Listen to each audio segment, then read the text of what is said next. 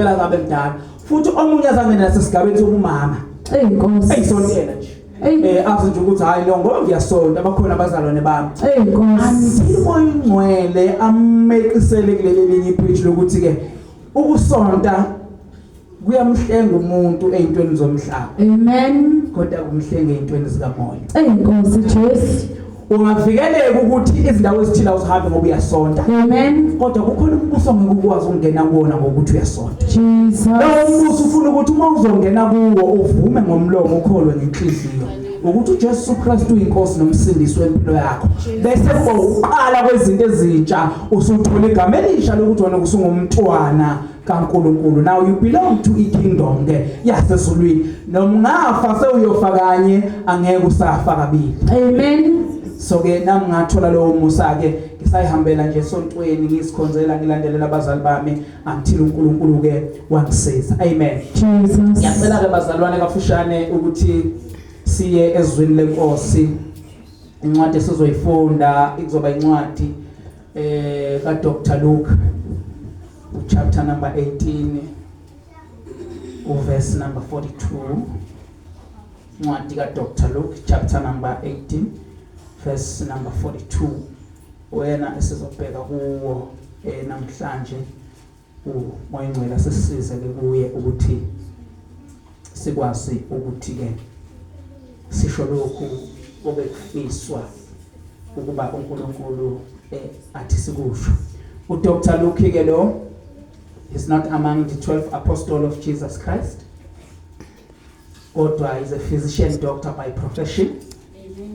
Nguye ke umoya ngcwele amsebenzisayo ukubhala incwadi ngokuka Luke.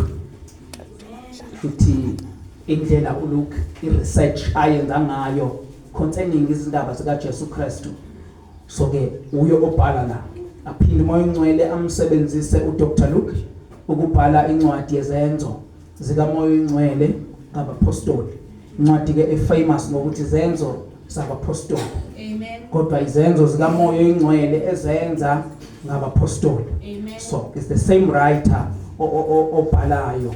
Sine internal evidence ke bazalwane mhlambe manje ngiyazi ukuthi umizothi uyithatha lento ayishono it's an internal evidence lengisakhuluma ngayo nje uma ufunda uLuke chapter 1 ku verse number 1 2 and 3 and 4 uLuke usikhulumela yena athi mina Luke ebhalela uTheophilus ambhalelayo sikhuluthizeni samaJuda esaseyisikola. So ke manje sasingeke sikwazi ukwamukela izindaba zombuso wasezulwini kumuntu ongafundile, kodwa sasifuna umuntu wecaliber yakhe ozothi mayisibhalela ba-understandane nangokuyi approach ukuthi konje ngi-approach abani. Uyabo nanokuthi amagama azosetshenziswa kungabe nje it's a cheap Greek ngoba lencwadi yabhalwa ngesiGreek kwaba isiGreek esithe qina ngoba lo muntu wayebhala lana waye umuntu of a great philosopher. So ebhalele elinye iphilosopher wase elobela. So lokho sikuthola ku Luke chapter number 1 verse number 1. So das nasencwadini yezenzo sithola lapho futhi ukuthi the same Luke obhalayo verse 1 2 and 3 incwadi yezenzo ila sithola khona ukuthi ubani umbhali and ubhalela bani the same person again uTheophilus akhuluma naye kakhulu into zakhe eziningi usiqala kuye. So uTheophilus uthatha njengo first audience then bese ukuthi ibandla kanye nabo bonke abanye bayi second audience ka Dr. Luke. Amen. So ke ayi ngokusizwa inkosi ngiyathemba sesifikile encwadini izofunda kuyona ichapter esifunda kuyona ongakafika athi inkosi ngisize ngoba usedinga umoya ngcwele ngempela thamlekelele. Angazi noma ikhona yini contract yokufunda la ekhaya. Ngiyacela abafundayo mabe khona bangifundele kunoma yipi iversion esetshenziswa la ekhaya. Ngicela ukulandela le order yasekhaya kodwa maye ngekho futhi ukhona. Khona okay. Hayi sizocela yena asifundele uncwadi nje uLuke chapter 18 iverse 42 esizolibheka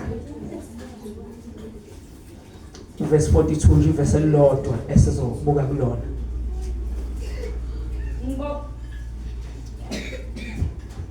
Ngokuka Luka 18 verse 42 uJesu wathi kuyo, "Bona ukukholwa kwakho kukusindisile. Ayithandaza lapho ntombi le. Siyabonga uNkulunkulu wethu namanje. Umoya ongcwele siyacela kuwe ukuthi ngoJesu ube kuninathi umoya ongcwele, sivule inhliziyo zethu nengqondo zethu silalele izwi lakho ngomusa wakho omuhle omkhulu ngegama likaJesu. Amen. Amen. Incwadi le eka Dr. Luke. Jesus. But I also understand ukuthi la ekhaya buye kufundwa nangesingisi. So ngiyacela ukuthi ngidlule kwi version yesingisi ngoba angifuni kube khona ozosala athi akaswanga ukuthi kuthiwe. King James le ngizoyifunda bazalwane. Amen. Ethi, and Jesus said unto him, Jesus, receive thy sight, thy faith has saved thee. So story sami sifushane nje bazalwane ngizokhuluma ngaso ivesi elilodwa nakuba bengayifunda mhlawumbe yonke iparagraph le just ukuthi senze isense kahle ukuthi kwenzakalani, but ngizoyixoxa lenye indawani ukuze sisophuthuma. Ngizoba mfushane namhlanje, angenzi teaching kodwa ngizokwenza i-teaching. So it's a teaching and a preaching together. So manje ngibona ngingafiki lapho kwi climax ye roof ningixolele ukuthi nje ngijika somewhere la. Ilona office enganikezwa lona nje lokuthi nje ngijike somewhere la. Now sizoyibuka ke bazalwane leli verse lethu lika Luke 42, lika Luke chapter 18 verse number 42, ngaphansi kwesihloko esithi the sight of the Son is the glory to the Father. The sight of the Son is the glory to the Father. Ukubona kwendodana kuludumo lukaBaba. Ukubona kwendodana uludumo lukaBaba. Amen. Nakuba kubona indodana mhlambe udumo lungaya kuyo ngokuthi hawu mfowethu siyakubongela ukuthi usuyabona kudunyiswe yona, kodwa akulona udumo lwendodana, but ukubona kwayo kuludumo lukaBaba. Amen. Sihloko sami nje simlapho sithi the sight of the Son is the glory to the Father. Itheme yami izothi without sight the eyes are dead. Okay. Noma khona, but without sight the eyes are dead. Shuthi ngaphandle kokubona amehlo asuke file.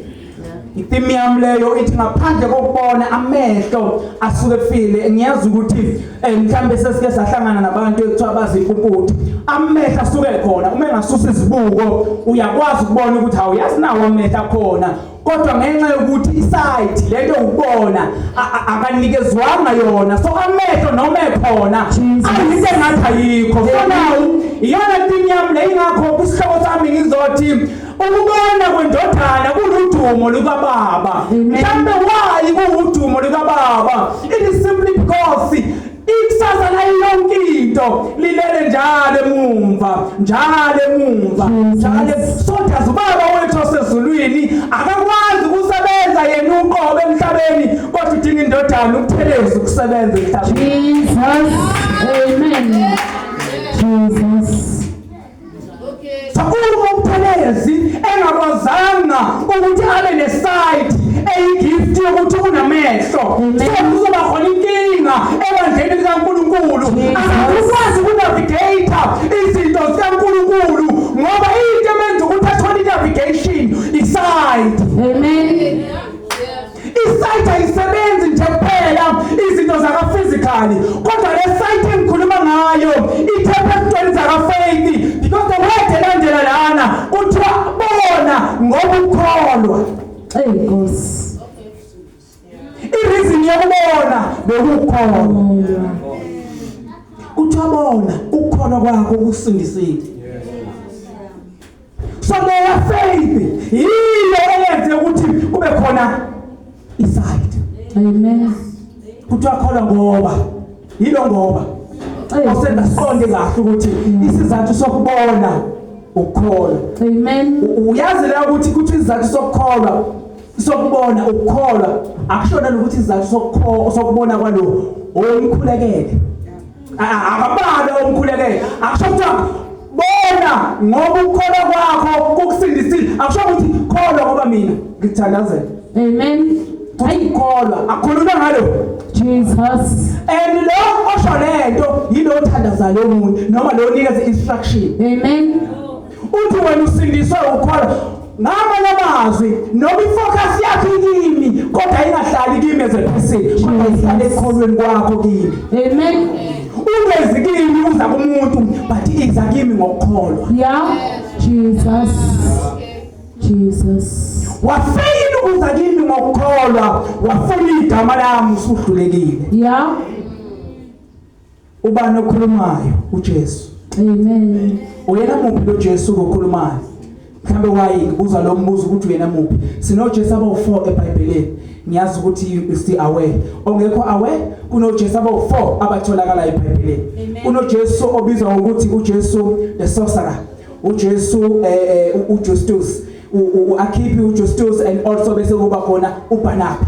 So these people bafalla under igama elithini uJesu. But lo okhuluma lana yilona ekuthiwa unguKristu. Jesus. The Christ. Amen. Ogotshiweyo. Jesus. Yilo. Amen. Bonke laba abanye ababengagotshiwe kwakwamagama abo nje kodwa ayingenalutho olungenziwa. Jesus. And nolungangenzeka emagameni abo. Amen. Now, ngifuna ke bazalwane ngafushane nje sisabheka lelo khuzana yethu yesite ukuthi ngiphinde ngizoveza ukuthi ungubani lo othi okuthiwa kuye bona. Now incwadi esifunda kuyona bazalwane ayisinikeza igama lempumputhu. uLuke akasinikezanga igama lempumputhu. You can read the story bazalwane sisuka nje lapha chapter 18 verse 31 right through sifike 43 istory esodwa leso. So impumputhu ezwile ukuthi uJesu uaround yaseke iyamemeza. Amen. Ithi Jesu Jesu ndodana kaDavide ngihawukele. Wakhona abayithulusayo kodwa yamemeza kodwa Jesu Jesu ndodana kaDavide ngihawukele. Then uJesu waseyayizwa wasethi mletheni. The same people bebekade beyithulisa bathi hamba qina isibindi yakubisa. Yeah. Yes. Kade bethithula mase kuthiwa akeze sebethi qina ke manje isibindi uyakubiza hamba. Amen. So iyona ke leyo mpumputhu esikhuluma ngayo la. Kodwa ngenxa yokuthi incwadi esifunda kuyona ibizwa ngokuthi Synoptic Gospel. Asikwazi mhlawumbe ukuyibuka yodwa singabheki ukuthi kwezinye zomakhelwane ezifana nale ncwadi. Synoptic means istories ezifanayo. So lezi stories siyasithola encwadini kaMark, siyasithola encwadini kaLuke as well. So ke ngibe sengigijima ngiyobheka ukuthi mhlawumbe uLuke yena uMark yena utheni ngale mpumputhu. Mangifika kuMark ngathola ukuthi uMark uthi impumputhu ingegama futhi impumputhu inanoyise. Uthi igama lempumputhu uBartimeyu athi uyise wempumputhu uThimeyu. Ngathi ngithi okay. So impumputhu manje sesiyakwazi ukuyilandela. Izona impumputhu nje kodwa sekuBartimeyu ofuthi ubaba wakhe unguThimeyu. Right masiyangale kuMatthew siyobheka ukuthi mhlawumbe yena utheni ngempumputhu. uMatthew masifika kuye usitshela ukuthi impumputhu zibili kanti thina sitshela ukuthi impumputhu iyodwa. Sashintsha manje stories kaMatthew. Uthi impumputhu esezimbili manje akusayona eyodwa. Amen. Manje ke mhlawumbe sesinganombuzo ukuthi eyona yiphi kungenzeka yini ukuthi noThimeyu wayeyimpumputhu kanye noBartimeyu ngoba uBartimeyu uye lo okuthiwa akabone but asizwe ukuthi uThimeyu yena inkinga kwakuyini. Amen. Right. So mangiyicheka ke bazalwane lena ke eka Matthew isizathu sokuthi uMatthew athi izimpumputhu ezimbili. He was pointing to Bartimeyu as impumputhu. Number 2 isizwe sikaIsrael amaJuda. The whole nation of Judaism ukuthi azimpumputhu. Why? Wathi noma meseya abebemlindile onguJesu Kristu esekhona bahluleka ukumbona ephakathi kwabo ububuthe babo bayenza ukuthi bangakwazi ukubona ukuthi lo abamenyezwa ngaye usefikile. So bangu-rejecta noma esekhona. Manje uMheki mayebhala ngoba inhloso kaMheki yokubhala ukuveza uJesu eyindodana kaNkulunkulu and inkosi efanele ukuba sesihlalweni. Uthi amaJuda nahluleka ukumbona esekhona uNkulunkulu esimlindileyo. Manje ububuthe wobenu nobukaTimewu. name of Jesus. Uthi ibo bobabili. Yeah. Ngoba leli gama elithi Bartimewu Okay. lisho ukuthi ngizelwe nesiqi. Oh, okay. Bartimewu ngizelwe nesiqi. Amen. Bese uthi igama elithi Timewu lithi lona ngiphuma endaweni noma emndenini wesiqalekiso. Amen. So nobaba kaBartimewu naye wayinenkinga Jesus. ngoba ukanjwe lesimo sekhaya kubo. Nkosi. Wathi isemzini odilikayo wadlala nabo bathi umzodilikayo. Nkosi Jesu. Ngeke ukuthi isimo sesilethwe kulo muntu. Amen. Kodwa manje kufika la nale ndodana ezalwa yilo nayo waqanjwa ukuthi unesiqi. Amen. Bartimewu. Nkosi. Nama sifika la kuBartimewu uma uBartimewu ememeza uJesu uthi Jesu ndodana kaDavide ngihawukele. Amen. Kunalento wayeBartimewu ememeza uJesu angasho nje ukuthi Jesu waseNazaretha ngicela ungisindise kodwa ahlele athi Jesu ndodana kaDavide ngihawukele. Uphamba imumva ubuyela kukhwakho kaJesu uDavide okwakuthiwa indlu yakho Davide i-kingship yayo iyona ingunaphakade. Uthi-ke nawo Jesu ndodana kaDavide ngihawukele. Amen. Lento bazalwane yenza ukuthi uJesu noma bekuthiwa mhlawumbe Samuel uyafuna ukumignora uBartimewu. Amen. Angeke sakwazi. Nkosi. Umbize ngokhokho wakhe. Jesus. Wayembiza ngokhokho wakhe. Uma Jesu ngamsindisi khumbula ukuthi ukhokho wakhe uDavide walala nomfazi womuntu uBathsheba waze wamkhulelisa wangagcina lapho walanda indoda yakhe ehlale empini wathi ayibuze ongena kumkayo ngaba wathi ngeke ayiphathi incwadi eshoyo ukuthi ayifakwe empini imele khona ngoba ufuna ukufihla isatho lakho ungakhohlwa Jesu kunokukhanga lapho. Nkosi Jesu. Yeah. Jesu ndodana kaDavide ngihawukele. Jesus. Asungakhohlwa. Ungakhohlwa. Ukuthi wasuka la. Jesus. Uma ngathi ekhaya ubuyela ngala. Nkosi nawe. Ngifanayo. Yeah. Umusa wenziwe endlini yakini. Awuyenza ngani pho mina? Nkosi Jesu ndodana kaDavide. Jesus. Akayishomo ngephutha lento kodwa ubenzama ukubuilda iconversation yakhe nanokuthi uJesu azi ukuthi ubani ocelayo. Nanokuthi iyecelwayo ijule kangakanani. Amen. Imva likaJesu ilona elenza ukuthi uJesu abone inkinga kaBartimewu. Jesus. Njengoba ethi indodana kaDavide ngihawukele. Amen. Mkhomba ukhokho wakho ukuthi benenkinga endlini yakwethu. Jesus. Benenkinga. So does not endlini yakwethu konakele. Nkosi Jesu. Ndodana kaDavide ngihawukele. Amen. Lesi statement sikaBartimewu sizoletha umyalezo kuJesu ukuthi seke yazala impumputhe ekhaya kwayimi. Amen. Kanti futhi nasemuva kunenkinga. Sakuyeza umusa nje kodwa wena kanye emuva uyophila nomsamo wami-ke nanoma yini ephathelene nami ngoba kunezinto ey'ngalungi makudilwe nawe kuphela. Nkosi Jesu. Jesus. Ngoba uma ingaziwa isosi yenkinga yakho asikwazi ukusola ukuthi usizakale. Amen. Awusizakali isosi engaziwa ukuthi yini isosi yenkinga. Amen.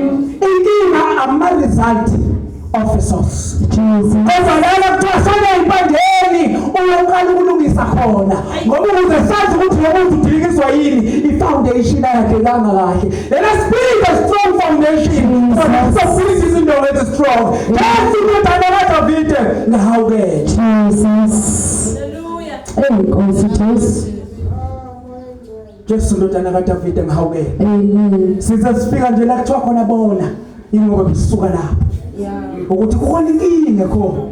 Impumputhi yamtshela ukuthi hayi ungakhohlwa futhi ukuthi wena uyawazala ingane ezihlongandlebe. Ngisho ngathiwa mhlawumbe inkinga yimi ngiyihlongandlebe ekhaya. Kodwa uphile ndodana yakho. Absolute. Ngoba absolute ngone wakugila uphila. Umkhukhu wakho usasolomke wafuna ukumkhipha esihlalo ephila. Wathi phuma manje baba ngene mina. Wangagcina lapho wazwakala nomunye wamakhosikazi kakhokho wakho absolute. Wangagcina lapho absolute. Wazobulala enye yamadodana abafowethu. So ke noma ngathongo mine usho ukuthi ngiyamdlula ngempela absolute. Nkosi. Kodwa uDavide wezwakala ekhaya absolute. Ohluphayo ethi Absalom hawu ndodana yami kungcono kube kufe mina endaweni yakho ubaba kwazi ukuhluleka uyazi ukuthi amadodana mayishayisile ayadinga nawo ukunakekela. Amen. Umkhumbuza nje lento ngoba ufuna ukuthi noma ngathi mapha ama area eyinkinga khona kodwa fanele azi ukuthi nawe uyangena la. Amen. Uyangena la. Jesus. Uma ukuthi mhlawumbe kuyokwenzeka ngakhonza abanye uNkulunkulu hayi ukukhumbula ukuthi khokakazi wakho uRuthi unaye uba naleyo nkinga. Amen. Uba naleyo nkinga wasuka in the house of bread wayashona in the place of no God. Amen. Ngoba nje isimo singekho temporarily eBethlehem. So umphanga lawo wena ngeke ukwazi ukuthi hayi mhlambe bona mabona abazali bami nawo khane lakho ukhokhokazi wakho uyashiya indawo yesinkwa ngenxa kokuthi nje nenkinga encane isiphelile isikhashana wahamba usifuna indawo engekho mayifika wafa onke amadoda ababehambe nawo kwahamba abantu abawu6 kwabuya abantu abawu2 amadoda afika afela khona in the place of no God.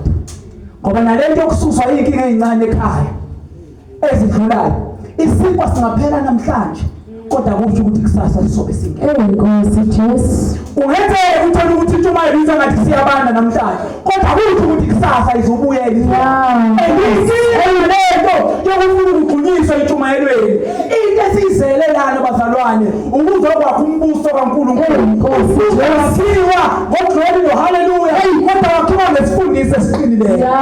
Nkosi siyabonga Jesus. Kodwa isifundisi esiqinileyo. Jesus. Akusakhali ukuthi ubabhaza ngayimena kodwa uma ukhethe i-foundation fanele uthole ukuthi ungubani lo omlandelayo. Nkosi. Ukubani? Siyabonga. Why are you here? There is a purpose. Jesus. We are not just a number, a church of life. Amen. But when you represent izulu. Jesus. Ukurepresenta kwakho izulu awudingi umfundisi umthelezi ukuyothaza ushumayela emsebenzini wakho noma esikoleni ofunda kuso kudingeka wena ukuthi wena mawuhamba acace ukukhanya kwembazana njengenkanyise niyizo phakathi kwabantu. Jesus. Amen. Umuntu othi mina ayamphanga ukuba ukhuluma noma kuba igakho i-character says a lot about the person. Jesus. Character says a lot about the person. Ungasho ukuthi ngomlomo wakho but your character umakama kuthiwa usabona nceko. Nkosi. Ushumayeleni uqedile. Jesus. Uphendula nje wena ngo-amen omkhulu okutshengisa ukuthi mina nginamahloni ngevangeli. Nkosi Jesu. Amandla Amen. kaNkulunkulu. Jesus. Ngoba nalelo ukuthi mawubingelelwa Samuel ufisa ngazi ukuthi ungaqasha sivele singazi ukuthi inkinga yini. Sabonakele manje. Ngoba phela thina masibingelela sithi amen. Mayibonge Nkosi. Jesus. Manje uma sikubingelela ngo-amen niyaphila amen.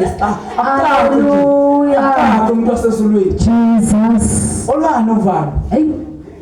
Ngiyasibazalana siphile insuku ezinzima manje. Ngiyazi. Jesus. Kodwa zikho nzima njengezikhathi zabapostoli. Akekho nje la umuntu othi yena usekwasikaza ngommeso ngokuthi usindisiwe. Nomuntu ujulela ukuthi uyesothweni. So uyabona lezo khathi ukuthi azikho nzima. Cha. Ukuthi nje sifuna ukuba into engesiyona. Yebo. Siyathanda ukuyihlanganisa lento esingahlangani naso. Kodwa namhlanje is on the side of the Son. Amen. Is the glory to the Father. Jesus. Siyabona ukuthi wena ungubani in the kingdom of God.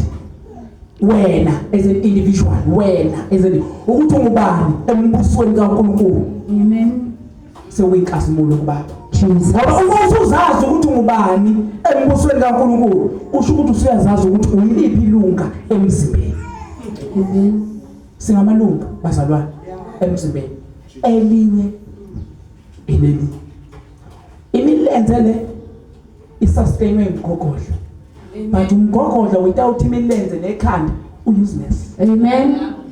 So kufanele kube khona i-connection kuyona yonke lento from the head right to izinyawo. Amen. As much as ama decision enziwa la, kukhona enziwa voluntary, kukhona enziwa by choice. Ukuphefumula ingqondo izenzela yona voluntary. When uyathanda noma uthanda ukuphefumula, uphefumula njengolenze. Amen. Ukuphampa kwegazi kuvoluntary. Akuyona into enziwa uwe iyasenzakalela wona. Amen. Kodwa ukukhamisa it's by choice. Ukuthi hayi manje sengifuna ukudla ukuthi ngikhamise ngifake ispoon. Amen. Uya decide. Jesus. Ukuthi ngiyakhamisa ke manje. Ngiyahlafuna ke manje. Amen. Well, so ama choice la. You choose. So does uNkulunkulu ke masibingela sithi amen ushalaze i-choice. Ay. Ay. It's a choice. Amen. Masho ukuthi it's a choice. Bazalwane, assignment yami phelile manje. Jesus. Phelile namanje assignment yami. Bomfushane bekwile. Bengifuna ukuzothi the sight of the Son is the glory to the Father. Amen. The day sazi ukuthi singobani. Sibona ukuthi singamapha amalunga emzimbeni. Kuzoncipha i-confusion ebandleni kaNkulunkulu. Ngoba nalento ungazazi ukuthi uyiliphi ilunga lomzimba emzimbeni kaNkulunkulu iyayicreate confusion. Akubona bonke abantu abane gift yokwamukela umuntu engena lapha eminyango afile uthando lwekhaya. Kunomuntu lo bekubingelela umbothi hayi yazi abanankinga nami. Kodwa akuyena umuntu engingathi maye engibingelelile ngithi hey bazwana uthando sibani bani. I-gift leyo. Kuba khona umuntu nje engashongo lutho olutheni awayibonge ma ayibonge mntanami ukuthinta ukuthi second futhi ngoba uphuthuma ukuthinta omunye akunike eye contact akuthinta adlule inhliziyo isale kuyena uthi wazwa nothando. It's a gift. But ayisho ke lento ukuthi wena ungabusabamukela. No. Enza okungangesilinganiso sakho. Kodwa umusa ukufuna ukusiqhathanisa noma ubani noma nosisi ubani noma nobhuti ubani. Hlala endaweni yakho. Awavuleke amehlo akho ukuze ubone ukuthi wena ungubani. Ngeke uzulimale ulinyazo ukuthi uyazazi ukuthi who you are. Yes. Ayilimazi le. Ayilimazi. Knowing who you are, ayilimazi. Thina bazalwane sishumayela kanye in 6 months noma in 1 year. Asilimali. Once in 6 months or 1 year. Sithi futhi kuludumo kuNkulunkulu. Angeke lesishumayela 2 hours ngoba nayo sidiscover class i-assignment. Mayisiphelile assignment isidala phansi. Amen. Assignment yami ndiphelile shenge sondela mfowethu. Hallelujah. Uhlala kuye.